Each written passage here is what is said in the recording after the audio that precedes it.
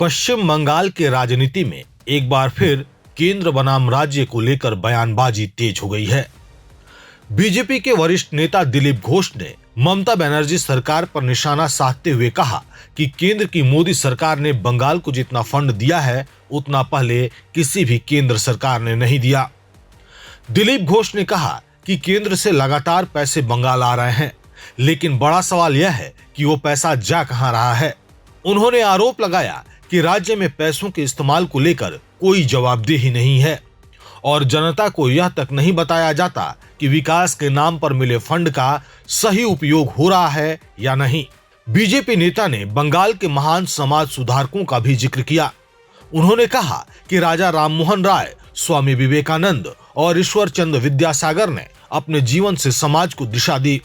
सिर्फ उनकी तस्वीरें लगाकर राजनीति करना सही नहीं है, बल्कि उनके विचारों और कामों को अपनाने की जरूरत है। दिलीप घोष ने प्रधानमंत्री नरेंद्र मोदी की भी तारीफ करते हुए कहा कि मोदी सरकार स्वामी विवेकानंद और विद्यासागर के अधूरे कामों को आगे बढ़ा रही है। उनका दावा है कि बंगाल की जनता अब यह सब साफ देख और समझ रही है। आज तक किसी केंद्र सरकार ने इतना फंड बंगाल को नहीं दिया है जो माननीय मोदी जी का सरकार ने दिया है। काल परसों कितना बड़ा बड़ा फंड का उन्होंने यहाँ घोषणा किया है डेवलपमेंट के लिए, और इसके पहले भी जो हुआ है लाखों करोड़ का, मनमोहन सिंह का सरकार और मोदी जी का सरकार में तुलना कीजिए, लाखों में फर्क है। ये तो पहली बार हो रही है और फंड आ भी रहा है, लेकिन कहाँ जा रहा है किसी को नहीं मालूम है, उसका कहाँ उपयोग हो रही है देखना भी चाहिए ना। हिसाब तो पूछिए ही मत।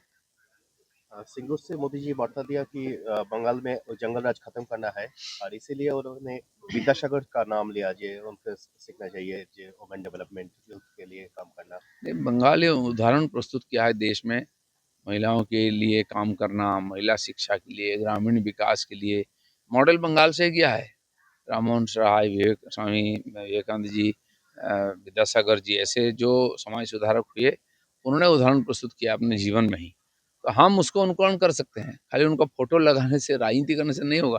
और नरेंद्र मोदी जी ने नेताजी से लेके स्वामी विवेकानंद, विद्यासागर, इनका काम को आगे बढ़ा रहे हैं, इनको सम्मानित कर रहे हैं। बंगाल के लोग इसको भी देख रहे हैं, इसलिए डबल इंजन सरकार चाहिए, तभी यहाँ का विकास होगा। बीजेपी नेता के इस बयान को 2026 के विधानसभा चुनाव से भी जोड़कर देखा जा रहा है। एक तरफ बीजेपी केंद्र सरकार की योजनाओं और फंडिंग का मुद्दा उठा रही है, वहीं दूसरी तरफ टीएमसी पर भ्रष्टाचार और जवाबदेही की कमी का आरोप लगाकर सियासी दबाव बढ़ाने की कोशिश कर रही है।